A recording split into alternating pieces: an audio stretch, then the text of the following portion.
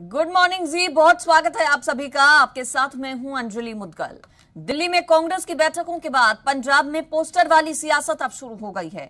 नवजोत सिद्धू के हलके अमृतसर में कैप्टन एक ही होता है लिखे पोस्टर लगाए गए, तो पटियाला में पोस्टर्स पर जीतेगा सिद्धू का नारा दिखाई दिया।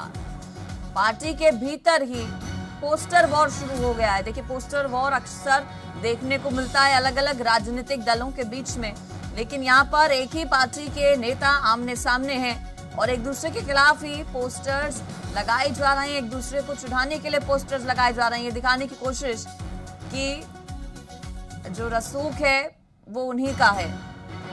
पोस्टर पर पंजाब कांग्रेस की कलह अब आकर रुक चुकी है। पटियाला और अमृतसर की ये दो अलग अलग तस्वीर आपके सामने। अमृतसर में कैप्टन अमरिंदर सिंह के पोस्टर लगाए गए हैं। इसके अलावा पटियाला की अगर बात करें तो पटियाला में जीतेगा सिद्धू ही के पोस्टर्स लगाए गए हैं।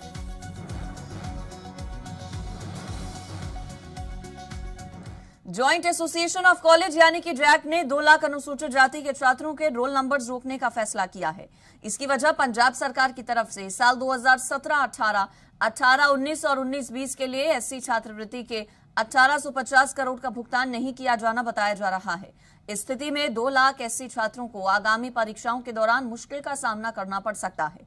जॉइंट एसोसिएशन ऑफ कॉलेज के पदाधिकारियों का तर्क है कि अगर सरकार और छात्र फीस का भुगतान नहीं करेंगे तो कॉलेज उनकी पढ़ाई पर होने वाला खर्च कैसे चलाएंगे।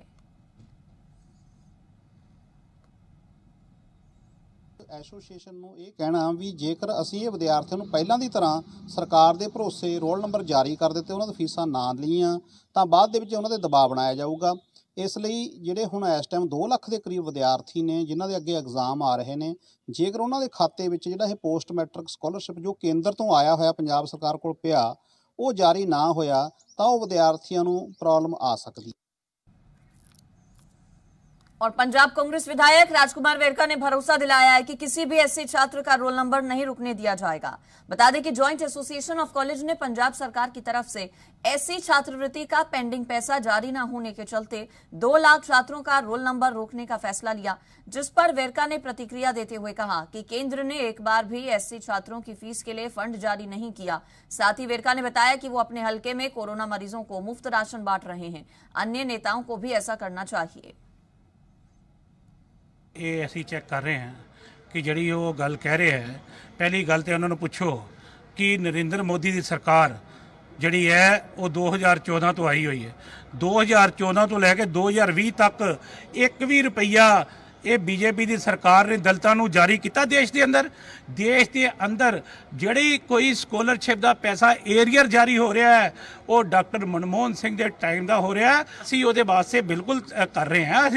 ਅਸੀਂ ਬਾਬਾ ਸਾਹਿਬ ਅੰਬੇਦਕਰ ਦੇ ਨਾਂ ਤੇ ਇਹ ਸਕਾਲਰਸ਼ਿਪ ਜਾਰੀ ਲਾਗੂ ਕੀਤੀ ਹੋਈ ਹੈ। ਅਸੀਂ ਰਿਵਿਊ ਕਰਾਂਗੇ, ਜਿੱਥੇ ਜਿੱਥੇ ਕਮੀਆਂ ਰਹੀਆਂ ਠੀਕ ਕਰਾਂਗੇ।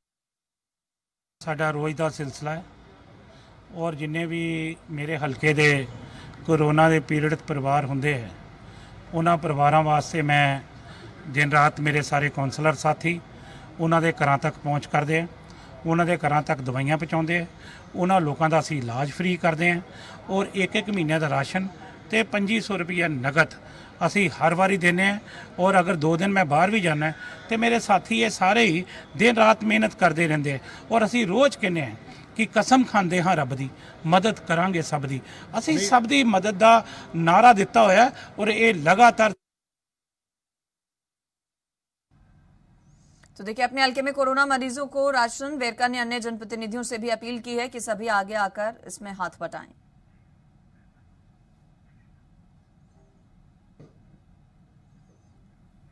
आगे बढ़ेंगे। संगरूर में बेरोजगार साझा अध्यापक मोर्चा की तरफ से प्रदर्शन किया गया। 157 दिनों से धरना दे रहे बेरोजगार शिक्षकों ने शिक्षा मंत्री विजय इंद्र सिंगला का घेराव किया। प्रदर्शनकारियों ने उस वक्त घेराव किया जब शिक्षा मंत्री रेस्ट हाउस में थे। इस दौरान खूब हंगामा देखने को मिला। हालांकि पुलिस ने कई प्रदर्शनकारियों को गिरफ्तार कर लिया। बेरोजगारों वालों ਜਿਹੜਾ ਉੱਥੇ ਘਰਾਓ ਕੀਤਾ ਗਿਆ ਸੀ, ਰੈਸਟ ਹਾਊਸ ਦੇ ਗੇਟ ਦੇ ਉੱਤੇ ਜਾ ਕੇ ਰੋਸ ਪ੍ਰਦਰਸ਼ਨ ਕੀਤਾ ਗਿਆ। ਮੁਰਦਾਬਾਦ ਦੇ ਨਾਅਰੇ ਲਾਏ ਗਏ ਪੰਜਾਬ ਸਰਕਾਰ ਦੇ ਖਿਲਾਫ।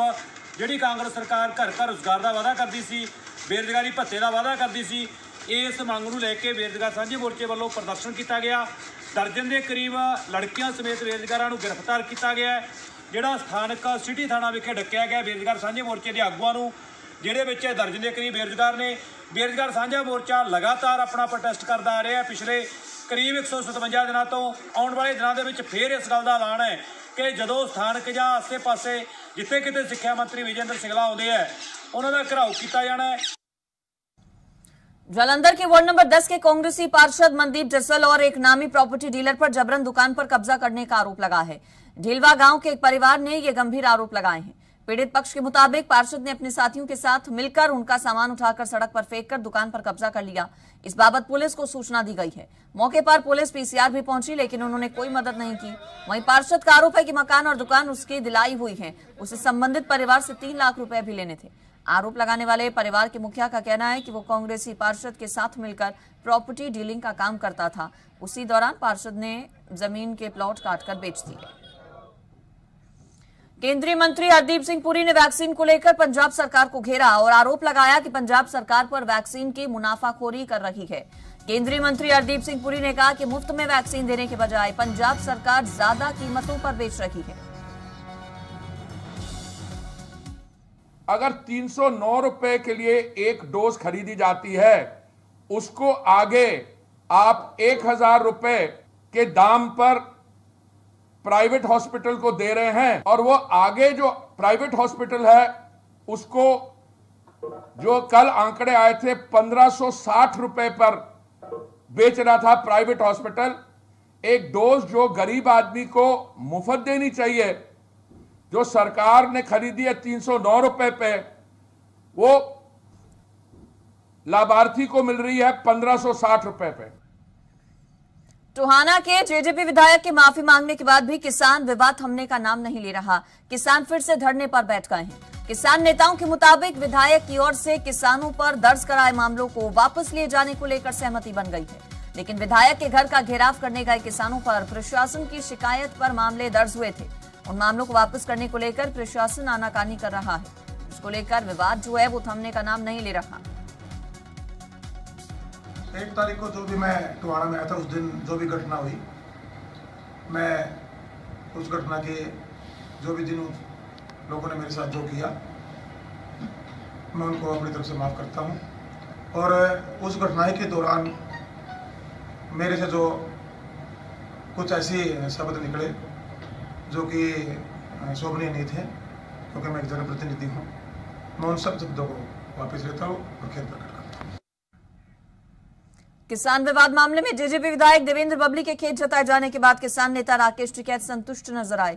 उन्होंने कहा कि जेजेपी विधायक ने माफी मांग ली है, ये ठीक हुआ। ठीक है, खेत प्रकट कर लिया, ठीक ही है। आप लोग संतुष्ट हैं इस बात से? हाँ, हम तो संतुष्ट है, और कमेटी की बात हुई होगी उनसे, वो बताएंगे, और सारी चीजें किस किस चीजें पर तय हुई होगी कोई बात।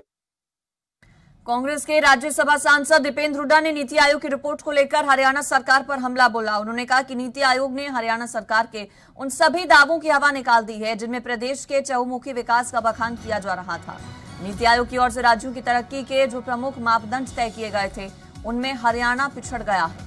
आर्थिक वृद्धि और उद्योगों से जुड़े मानकों में हरियाणा का स्थान गिरा है, जिसके चलते प्रदेश में बेरोजगारी दर साल 2019 के मुकाबले और ज्यादा बढ़ गया।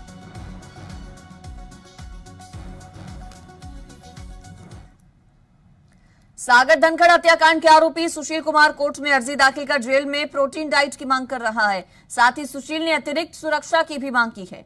सुशील कुमार जेल में एकांत में रहना चाहता है।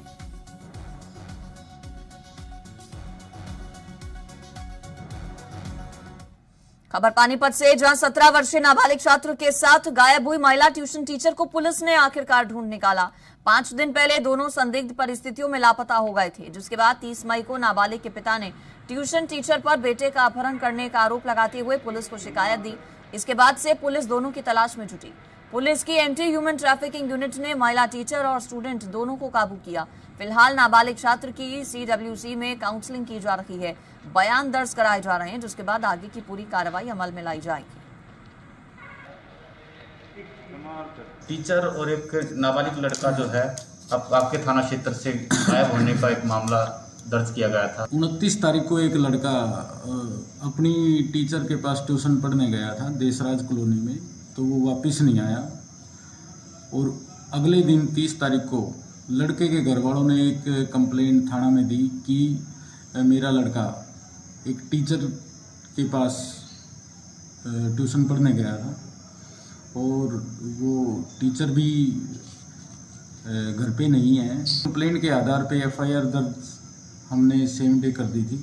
एंटी ह्यूमन ट्रैफिकिंग यूनिट द्वारा उन दोनों को रिकवर किया गया है, बरामद किया गया है। सोनीपत सीआईए पुलिस ने डबल मर्डर और लूट की घटना में शामिल मोस्ट वांटेड मनीष उर्फ कुकू को उसके साथी समेत गिरफ्तार किया। मनीष उर्फ कुकू पर 50,000 रुपए का इनाम भी घोषित था। इन दोनों को गोहाना के नजदीक रोहित निवासी रबरा और साहिल की गोलियां मारकर हत्या कर दी और उनकी बाइक लेकर फरार हो गए। पुलिस के मुताबिक दोनों की हत्या राबरा गांव के रसिया पहलवान की हत्या के बदला लेने के लिए की गई थी।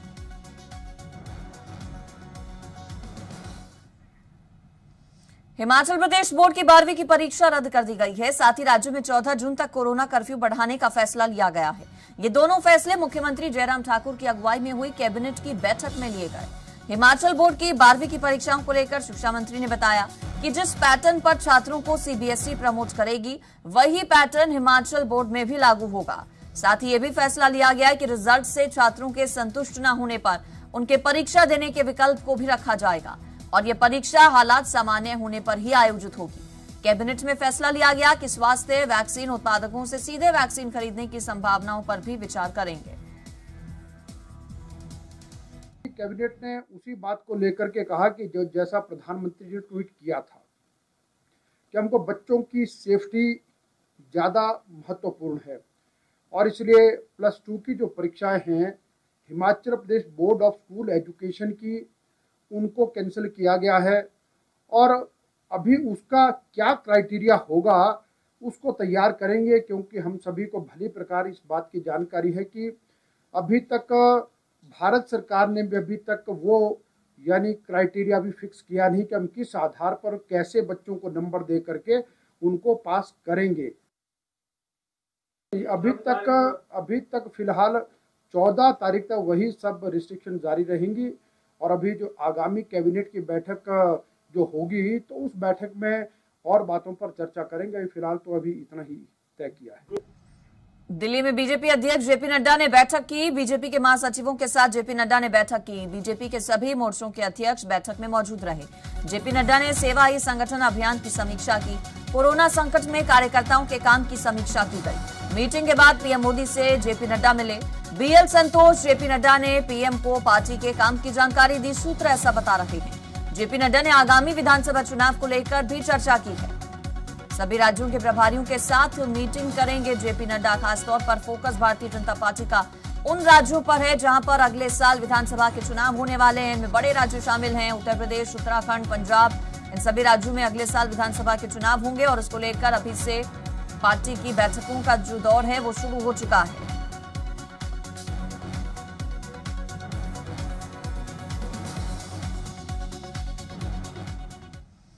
जम्मू कश्मीर की राजधानी श्रीनगर में सुरक्षा बलों ने आतंकियों की साजिश को नाकाम कर दिया। श्रीनगर के चांदपोरा पुलिस चौकी से कुछ दूरी पर एक संदिग्ध बैग में आईडी मिली।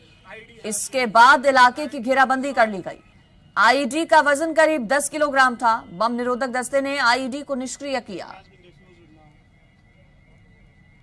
श्रीनगर के छानपुरा इलाके में हम मौजूद हैं जहां पे आईडी रखी गई थी एक बैग में। तो वो स्पॉट हम दिखाना चाहेंगे आपको ये बैग दिख रहा है काले कलर का। तो इसमें एक आईडी रखी थी, बाद में उसको डिफ्यूज़ कर दिया गया। जो Jammu Kashmir bomb disposal squad होता है तो वो यहाँ पे आया और उन्होंने इसको डिफ्यूज़ कर दिया। तो कहीं ना कहीं एक बड़ा हादसा जो है वो टाला गया यहाँ जम्मू कश्मीर पुलिस के द्वारा और सुरक्षा बलों के द्वारा। आपको दिखाना चाहेंगे यहाँ पे पुलिस पोस्ट भी मेरे दाईं साइड से हैं, जहाँ पे ये आपको वाहन जो खड़ी है गाड़ी, तो इसके बिल्कुल बगल में जो पुलिस स्टेशन है छानपुरा इलाके का, तो वो वहाँ पर मौजूद हैं। तो कहीं ना कहीं टारगेट करने की कोशिश की गई है सुरक्षा बलों की। ये गाड़ी जो है ये यहीं पर होती हैं खड़े, और साथ में यहाँ पे CRPF की जो पेट्रोलिंग पार्टी होती हैं वो भी यहाँ पे मौजूद होती हैं। तो उसको टारगेट करने की कहीं ना कहीं जो कोशिश है वो यहाँ पे टाली गई जम्मू कश्मीर पुलिस और सुरक्षा बलों के द्वारा, क्योंकि हम देख रहे हैं इस तरह की जो घटनाएं हैं अक्सर जो संवेदनशील इलाके हैं दक्षिणी कश्मीर के, तो वहाँ पे ऐसी खबरें आ रही हैं। कुछ दिन पहले ही वहाँ पे जो है 2 IED जो हैं डिपोज कर दी गई थी जम्मू कश्मीर पुलिस और सुरक्षा बलों के द्वारा, जो कि अलग अलग 2 जगहों पे रखी गई थी, एक त्राल इलाके में और एक शुपियन इलाके में। तो कहीं ना कहीं अब श्रीनगर में भी इस प्रकार की जो एक्टिविटीज़ हैं वो देखने को मिल रही हैं, और जो मिलिटेंट गतिविधियाँ हैं, जैसे कि कुछ दिन पहले IG कश्मीर विजय कुमार ने कहा है कि जो मिलिटेंट हैं कहीं ना कहीं अब श्रीनगर में भी सक्रिय हैं कुछ मिलिटेंट, जिनको न्यूट्रलाइज या फिर पकड़ने के लिए जम्मू कश्मीर पुलिस और सुरक्षा बल जो हैं एक बड़ा अभियान चला रही हैं, एंटी मिलिटेंसी ऑपरेशन चलाए जा रहे हैं। तो कहीं ना कहीं श्रीनगर में इस प्रकार से IED रखना, क्योंकि ये रिहायशी इलाका भी हैं, तो यहाँ पे आम लोगों की आवाजाही भी होती हैं, तो उसको देखते हुए एक बहुत बड़ा टाला ये जो घटना है वो होते होते बच गई। कैमरामैन अशरफ के साथ फारूक वानी, जी मीडिया, श्रीनगर, छानपुरा। और चंडीगढ़ के 2 डॉक्टर्स ने अनोखे अंदाज में मिलकर देवानंद का पॉपुलर सॉन्ग आजा पंछी अकेला गाया है। दोनों डॉक्टर्स का ये वीडियो काफी वायरल हो रहा है। पहले उनका गाना सुनिए और उस गाने का वीडियो बनाने के पीछे इन डॉक्टर्स का क्या मकसद रहा वो भी जानिए। आजा पंछी अकेला है, हो सो जा निंदिया की बेला है, ओ आजा पंछी अकेला है, ओहो मुझे तो नींद आ रही है यार, मैं तो सोने लगा था, तू भी ना। उड़ गई नींद यहाँ मेरे नैन से, बस कर यूं ही पड़े रहो चैन से, उड़ गई नींद यहाँ मेरे नैन से, बस कर यूं ही